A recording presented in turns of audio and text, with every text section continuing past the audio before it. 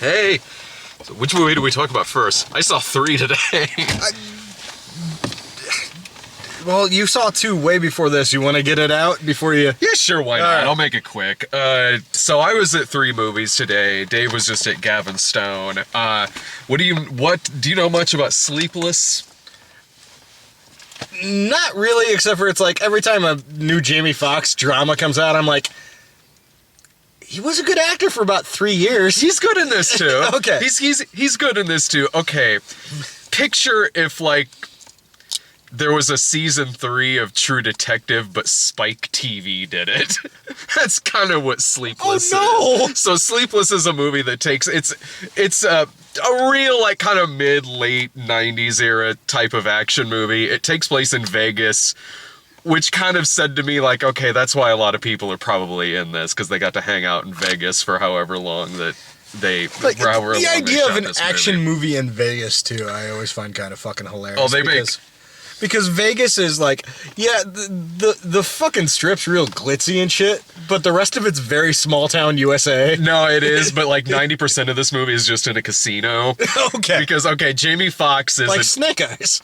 Yeah, dude, I was seriously thinking of that in this movie. Like, okay, so Jamie Foxx he's a dirty cop, and at the beginning of it, he and his partner steal some drugs from a dude, but it turns out these drugs belong to Dermot Mulroney, who is a casino owner, and within the first, like, 5 minutes, like, Jamie Foxx's son gets kidnapped, and so Jamie Foxx then goes to the casino where his son is, and Dermot Mulroney's, like, 90s action movie version of, like, Andy Garcia from Ocean's 11, and so Jamie Foxx sits down, and Dermot Mulroney's just like, where's my drugs? And so, okay, this whole plot should honestly really be about like 10 minutes long. The reason why it's longer is because Jamie Foxx has his drugs. He just decides to hide it in a bathroom stall before he goes in there because he wants to make sure his son is still alive. The problem is he's being tailed by Michelle Monaghan, who's internal affairs. And she goes in there and hides his drugs somewhere else. She just re-hides the evidence in a spa locker. So Instead of taking them to the station? or instead of making the bathroom like a crime scene, no, like her partner even says like, wait, why did you move this? And she's like, don't ask questions. Like, okay. So she moves it. So now Jamie Foxx doesn't know what the drugs are, and he goes to get his son back by just putting a bunch of flour in a duffel bag, and he steals a suit, and the suit has a bunch of like fucking flour all over it because it went everywhere. And so the guy's like, well, I guess this must be it. And Dermot Mulroney is he's one of 2 villains in this. The other one is the guy's name is like Scoot McNeil or something like that. Scoot McNairy? That's it, yeah. He's the other one. He's the other one in this movie who's the bad guy, and he's kind of like the boss over Dermot Mulroney. And the movie is just them just kind of just playing like asshole to each other for 90 minutes inside of a casino. Like, it's a movie where people incriminate each other by leaving voicemails. Like, this is Dennison. I know I sent you there to get his son. But, okay, the funniest thing about this movie is how it treats, like, wounds. Jamie Foxx goes through this whole movie with a knife wound in his stomach that he just kind of checks on periodically, like, oh, he's kind of bleeding through his suit, a lot of it. It's a 90-minute movie. It's not in real time. He gets stabbed when his son gets kidnapped, which is like at fucking noon. The rest of it's just like in the fucking dead of night.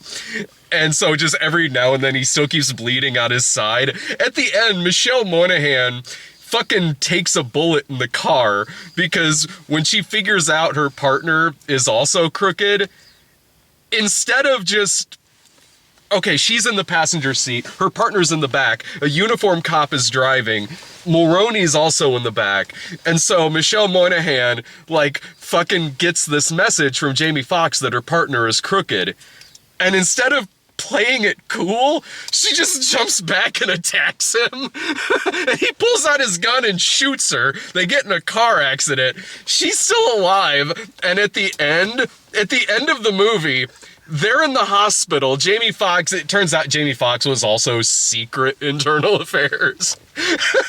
So Jamie Foxx is in the hospital, and then Michelle Monaghan comes walking in to check on him. She's like, "You are a great cop." She's got like her arm in a sling and a bandage over a bullet wound in her chest. Like fucking right here. And it's just standing there, not even in a hospital gown. She's still wearing her cop clothes. Earlier in the movie, they're saying to her like, "Oh man, that's really sucks about that meth head beating you up last night." And she's just got one scratch right here. This movie has the balls to even sequel bait. This movie sequel baits at the end of it. Because the other bad guy, not Mulroney, but the other bad guy, his dad is like the boss over all drugs. Like seriously, like this villain's catchphrase is seriously like, "I want my drugs!" And so you never see his dad in this. You just know he's the boss of everything. And then, God damn it. And then at the end, you think it's over, but it cuts back to the crime scene where his dead body is there. The DEA squad finds his phone and it just says "Dad" on it. And then he answers it, and I'm thinking it's gonna show his dad, and it'll probably be a cameo, like maybe it'll be Liam Neeson or something. Yeah. No, it's not. You just see the DEA agent talking to the guy, just going, "Oh, we've got an even bigger problem now." Credits. Like, the balls on this movie. The audience was great too, because it was me and an elderly couple. Like, it was me and an elderly couple. The soundtrack, it has a musical score like you'd expect from a movie like this, where it's a lot of like that. Actors just gruff out their lines like they're bulldogs. And so at the end, it's this blaring like rap music playing where it's re-showing the action sequences in slow motion. So you got this music blasting, this, "Yeah, oh, motherfucker, yeah, yeah." And then this elderly couple walking out with a cane going, "Well, I thought that was pretty good." Well, at least they enjoyed it. Well, you know, here's the thing. Like, this is kind of my kind of trash. Yeah. You know what I mean? I did not have a bad time in this movie. This movie is like if Brett Ratner decided to do a spin-off with Tubbs from the Miami Vice movie. Like, it's just all kinds of a mess. Like, but it's like, even when a movie like this is trash, like, I even like just the stupid, trashy, gritty cop movies. Like, this is something like my dad and I would have had a good time at in 1996. Well, in 1996, it would have been, you know, this would have the movie of the era. Oh, yeah. In 1996, this would have opened at number 1. And probably still been starring Jamie Foxx. But, like, so I will say, I can't in good conscience say, like, go to the theater to see this. And I've recommended a lot of bullshit. And in a way, I kind of am with this too, but I'm at least like, you know what? As a rental, sure. Like, you'll get caught up in the stupid bullshit that's going on in this movie. Kind of how I feel like every time I'm really bored in the middle of the day and the kid's sleeping, and I'm like, what's Clive Owen made in the past 5 years? It's Yeah. like, oh, that was worth watching. Yeah. I'll never think of it again. It's like when you're surfing Netflix and there's like a Statham movie that Yeah. didn't get a wide release. Yeah. Like, oh, what's Wild Card? Like, oh, it's a remake of the 80s Heat movie. Yeah. Like, okay. You know, like that. It would, like, I would have been perfectly fine watching this at home on like a Sunday evening. Yeah. That's Sleepless. Like, I understand why it bombed. I understand why it got shitty reviews. But it was pretty funny. Fair enough. Anyway, so that's that.